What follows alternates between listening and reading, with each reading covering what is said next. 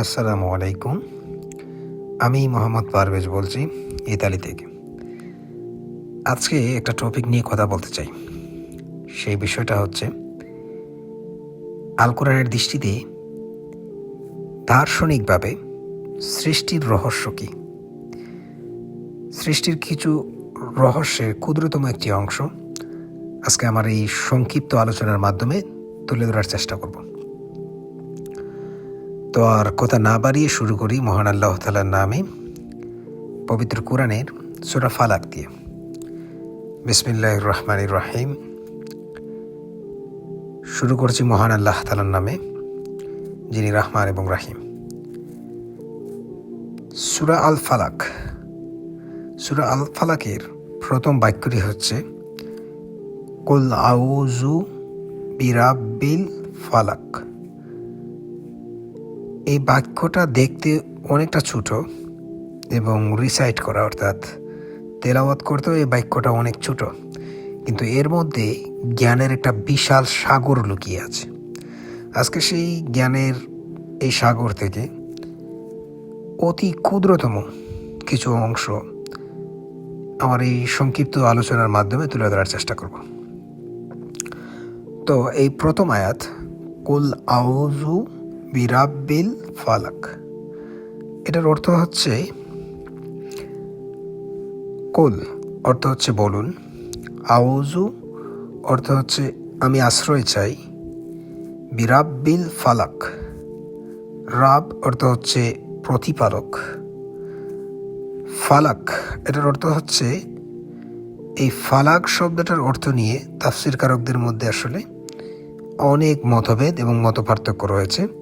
তবে অধিকাংশ তাফসীরকারকই মনে করেন ফালাক এই শব্দটা ভোর অর্থে ব্যবহৃত হয়েছে, অর্থাৎ প্রবাদ এ অর্থে ব্যবহৃত হয়েছে।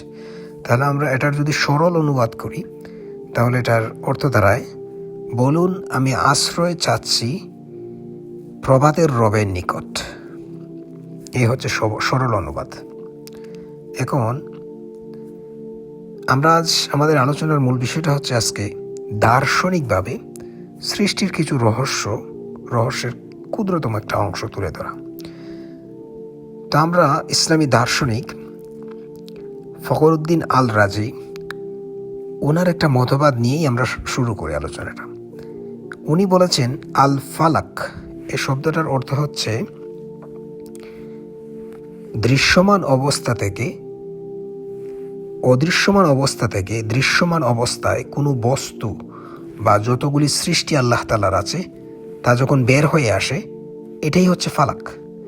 এটা হচ্ছে সৃষ্টির একটা বিশাল রহস্য, সৃষ্টি রহস্য।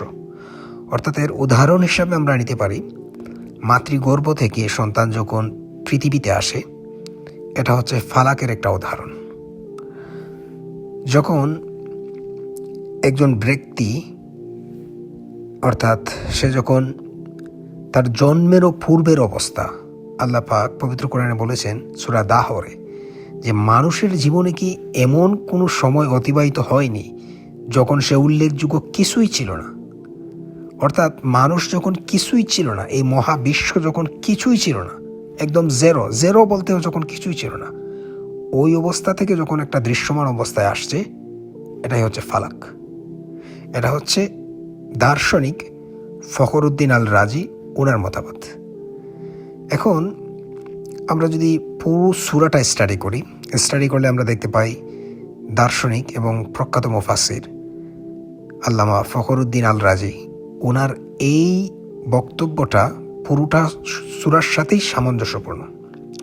অর্থাৎ আমরা যদি এইভাবে বলি, আমি আশ্রয় প্রার্থনা করছি সেই রবের নিকট যিনি এই মহাবিশ্বের অদৃশ্যমান অবস্থা থেকে কোনো ঘটনা বা কোনো অবস্থা বা কোনো বস্তু সব কিছুকে বের করে নিয়ে আসেন, একটা দৃশ্যমান অবস্থায় নিয়ে আসেন। আমি আশ্রয় চাচ্ছি তার প্রতিপালকের নিকট, অর্থাৎ ফালাকের যে প্রতিপালক যিনি রব তার নিকট। অর্থাৎ ফালাক হচ্ছে একটা সৃষ্টি আল্লাহ তাআলার। আমরা রব যে ওয়ার্ডটা আছে, এই ওয়ার্ডটাকে যদি আমরা কোরআনের আলোকে ব্যবহার করি, কোরআনের আলোকে যদি আমরা এটার ব্যাখ্যা করতে চাই, তাহলে রবের অর্থ দাঁড়ায় প্রতিপালক, যিনি প্রতিপালন করেন ধাপে ধাপে প্রত্যেকটা বিষয়কে একদম তার নির্দিষ্ট আকার আকৃতি একদম যেটা একদম ফিক্সড করা যে সে ওই আকৃতিতে যাবে, ওইখানেই তার এন্ড হবে, এই পর্যায়ে যিনি নিয়ে যান যে কোনো বস্তু, যে কোনো প্রাণী বা পৃথিবীর যাই কিছু আছে, মহাবিশ্বের যাই কিছু আছে, এটা হচ্ছে উনি হচ্ছেন আমাদের রব।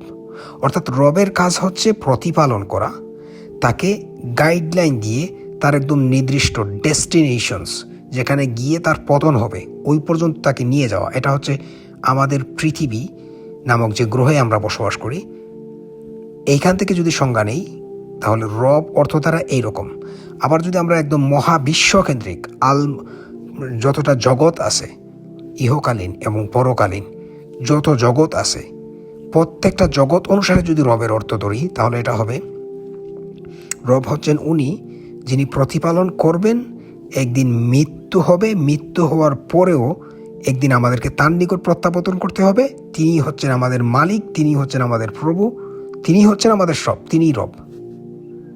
তাহলে এখন আমরা যদি এই রব অর্থটা যদি ধরি, এইভাবে যদি রবের বিশ্লেষণটা করি তাহলে অর্থ দ্বারা আরও গভীরে। সেটা কি? সেটা হচ্ছে আমি আশ্রয় চাচ্ছি, কুল বলুন, আউযু, আমি আশ্রয় চাচ্ছি বিরাব্বিল ফালাক, অর্থাৎ সেই ফালাকের রবের, সেই অদৃশ্যমান যে একটা বস্তু, এই বস্তু বা যে কোনো কিছু, যে কোনো অবস্থা যখন অদৃশ্যমান থেকে দৃশ্যমান হয়, অর্থাৎ একটা অবস্থা থেকে আরেকটা অবস্থা বের হয়ে আসে, যিনি ওই বিষয়টাকে লালন করেন, ওই বিষয়টার প্রতিপালন, ওই বিষয়টার নিয়ন্ত্রণ যার হাতে রয়েছে, আমি সেই প্রভুর নিকট আশ্রয় চাচ্ছি।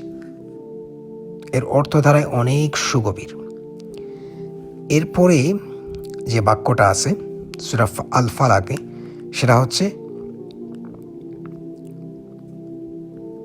মিন শাররি মা খালাক।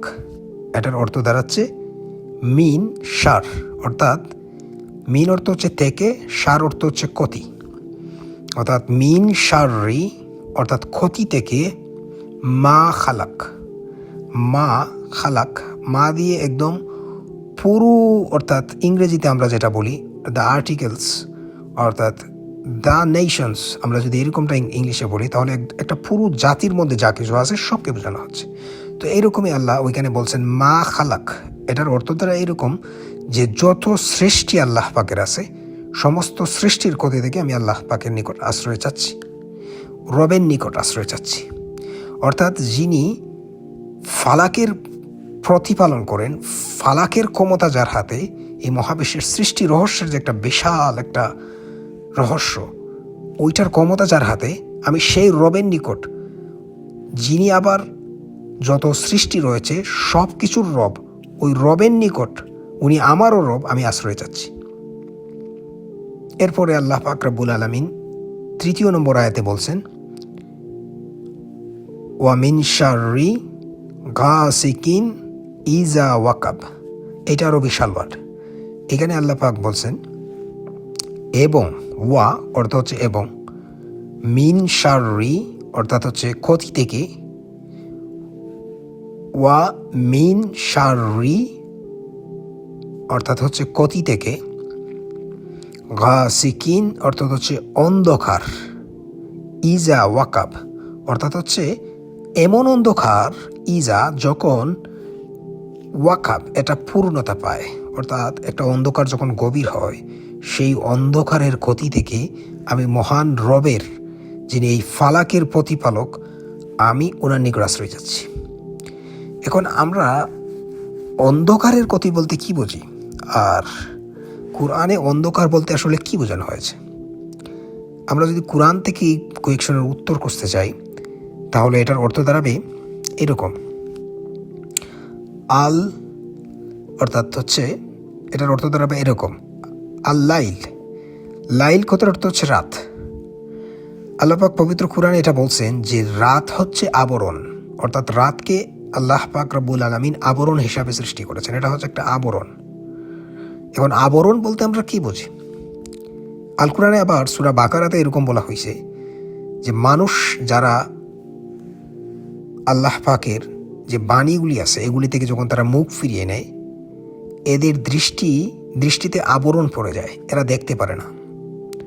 অর্থাৎ আমরা যখন কোনো কিছু দেখতে পারি না, আমাদের চোখের যখন ক্যাপাসিটি থাকে না, তখন আমরা বলি যে আমাদের সামনে একটা আবরণ আছে, আমরা করতে পারবো না, we can't C any more anything.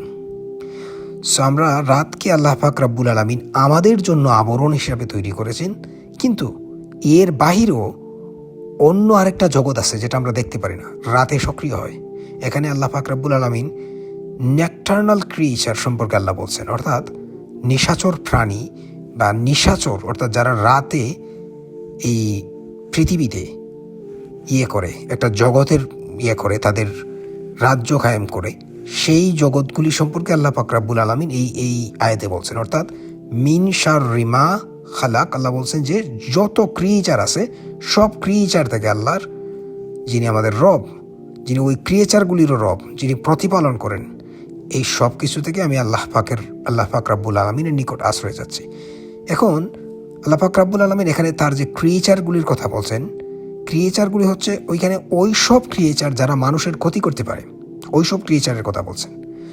এরপর আল্লাহ পাক রব্বুল আলামিন যে 3 নম্বর আয়াতে বলছেন ওয়া মিন শাররি গাসিকিন ইযা ওয়াকাব, অর্থাৎ যখন অন্ধকার পূর্ণতা পায়, গভীরভাবে এটা পূর্ণতা পায়, আমি তার ক্ষতি থেকে আশ্রয় চাচ্ছি। অর্থাৎ আল্লাহ এই আয়াতের মাধ্যমে 2 নম্বর আয়াতের সাথে 3 নম্বর আয়াতের একটা কানেকশনস হচ্ছে এইরকম, আল্লাহ পাকের যেসব সৃষ্টি রাতে জাগ্রত হয় বা রাতে ছড়িয়ে পড়ে বা রাতে যাই ঘটে, আল্লাহ পাকের সৃষ্টিগুলি যাই করে, ওই সমস্ত সৃষ্টিগুলি থেকে আমি রবের আশ্রয় চাচ্ছি।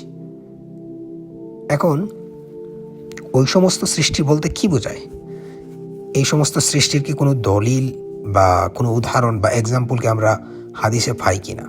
তো আমরা যদি হাদিসে এটার উত্তর খুঁজতে যাই, তাহলে আমরা দেখতে পাই বিশ্বনবী হযরত মুহাম্মদ সাল্লাল্লাহু আলাইহি ওয়াসাল্লাম, সহিহ বুখারীতে এই হাদিসটা আছে যে একবার উনি নামাজ পড়তেছিলেন, তো নামাজরত অবস্থায় হঠাৎ করে একটা জিন ওনার উপর আক্রমণ করে।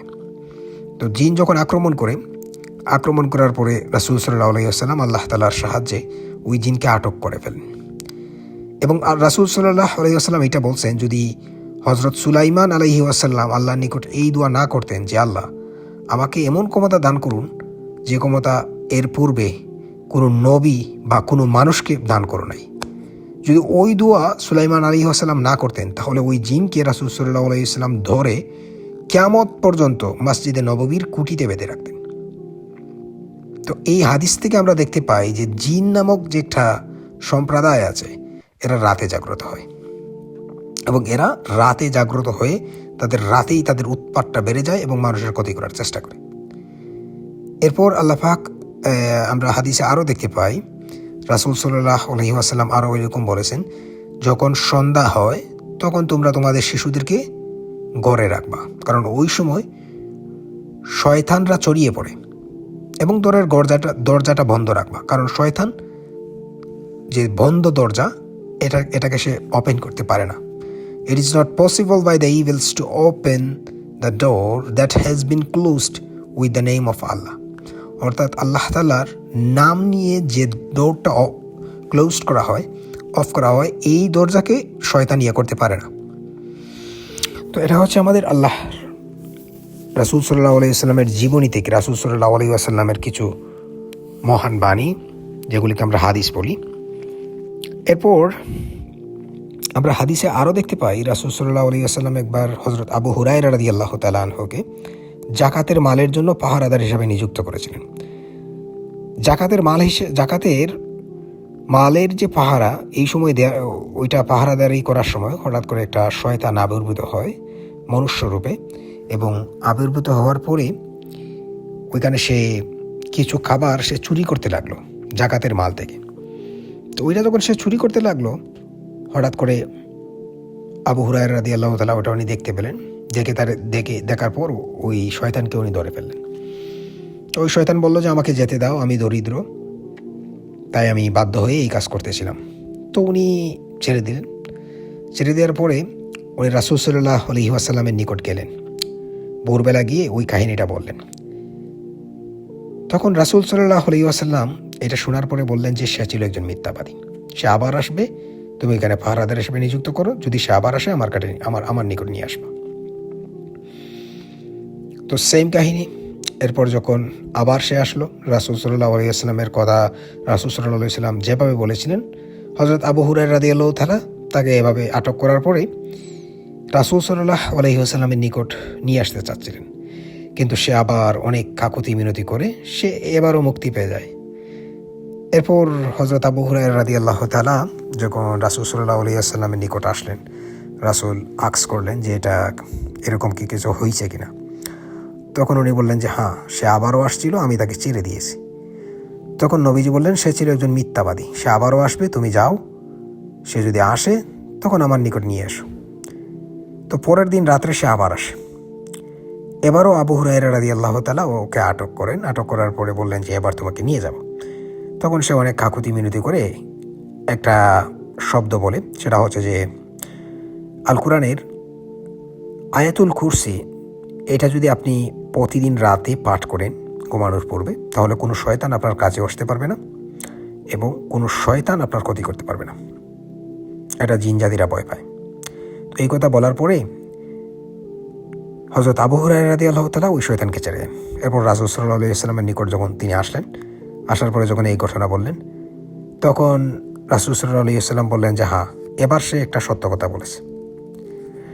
তো এই হাদিস থেকেও আমরা যে শিক্ষাটা নিতে পারি সেটা হচ্ছে জিন সম্প্রদায় রাতেই সক্রিয় হয় এবং তারা ছড়িয়ে পড়ে সন্ধ্যায়, অর্থাৎ অন্ধকার নামার পরপরই, এবং তারা তাদের রিজিকের তালাশ করে, এবং রিজিকের তালাশ করতে গিয়ে অনেক সময় চুরি, আমরা যে হাদিস অনুযায়ী দেখলাম যে চুরিও করতে হয় তাদের। এর পাশাপাশি অনেক তাফসির কারকরা মনে করেন, যে অনেক মুফাসসিররা মনে করেন যে রাত হচ্ছে অন্ধকার, যখন মানুষের আসলে দেখার কোনো ক্ষমতা থাকে না। তো ওই সময় শয়তানরা এই সময় কি বেছে নেয় এবং সুযোগ হিসাবে গ্রহণ করে। ওই সময় সে মানুষের মনে বিভিন্ন ধরনের চাল দিতে থাকে, ওয়াসওয়াসা দিতে থাকে, এবং এগুলির মাধ্যমে সে তাকে পথভ্রষ্ট করার চেষ্টা করে। তো এই হচ্ছে অনলি জাস্ট একটা নেশনসের কথা বললাম, যেগুলি আমরা দেখতে পারি না, এগুলি গোপন গায়েবে রাখা হয়েছে। এর বাহিরেও আল্লাহ পাক রব্বুল আলামিনের সৃষ্টিতে অসংখ্য জগৎ রয়েছে, অসংখ্য জাতি রয়েছে, যেগুলি আমরা জানি না, যেগুলি রাতে জাগ্রত হয়। তো আমরা যদি আজকে সৃষ্টি রহস্যের যে যাত্রা, এটাকে যদি দার্শনিকভাবে আরেকটু বলি, সেটা হচ্ছে যে এরকম।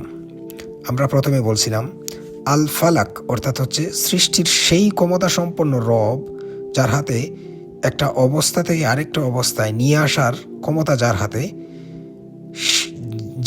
যেটাকে তিনি প্রতিপালন করেন বা যেটা নিয়ন্ত্রণ যার হাতে, আমরা উনার নিকট আশ্রয় চাই। এবং তার এখন আল্লাহ পাক রব্বুল আলামিন ওইখানে পবিত্র কোরআনের সূরা আল ফালাকের 2 নম্বর আয়াতে আবার বলছেন যে আশ্রয় চাই যে সমস্ত ক্রিয়েচার, অর্থাৎ যে সমস্ত খালাক আল্লাহ পাক রব্বুল আলামিনের আছে, সেই সমস্ত খালাক থেকে যারা রাতে উদয় হয় এবং রাতে জাগ্রত হয়।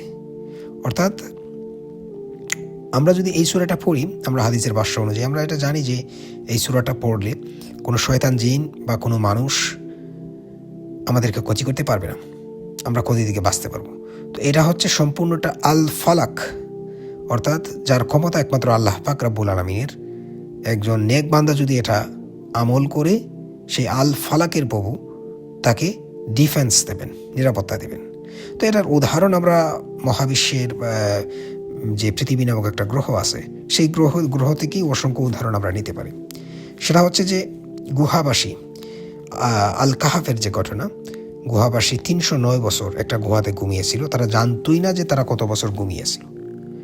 তো আল্লাহ পাক রব্বুল আলামিন 309 বছর যখন ওরা ঘুমিয়েছিল, ওদের শারীরিক কোনো পরিবর্তন হয় নাই, ওরা বৃদ্ধ হয় নাই, ওরা কিছুই হয় নাই, কিন্তু বাহিরের যে জগৎ এগুলি উলট পালট হয়ে গেছিল। অর্থাৎ এটা হচ্ছে সম্পূর্ণটাই আল্লাহ পাকের ক্ষমতা, অর্থাৎ আল্লাহ পাকের সেই ক্ষমতা যেটাকে আল্লাহ পাক রব্বুল আলামিন ওইখানে ফালাক বলেছেন। অর্থাৎ একটা অবস্থা থেকে আরেকটা অবস্থায় যে রূপান্তর বা পরিবর্তন বা বের করে নিয়ে আসা, ওই ক্ষমতার মালিক তিনি, ওই ক্ষমতাকে উনি নিয়ন্ত্রণ করেন। তো এটা হচ্ছে ফালাকের একটা দৃষ্টান্ত এই পৃথিবী নামক গ্রহ থেকে নেওয়া। আমরা যদি বৈজ্ঞানিকভাবে আরও বলতে চাই, সেটা হচ্ছে আমার হাত থেকে যদি একটা গ্লাস মাটিতে পড়ে তাহলে এটা ভেঙে চুরমার হয়ে যাবে, কিন্তু আল ফালাকের ক্ষমতা যার হাতে, উনি যদি চান যে এই গ্লাসটা ভাঙবে না, তাহলে উনি ওনার যে আল ফালাক, যে সৃষ্টি রহস্য,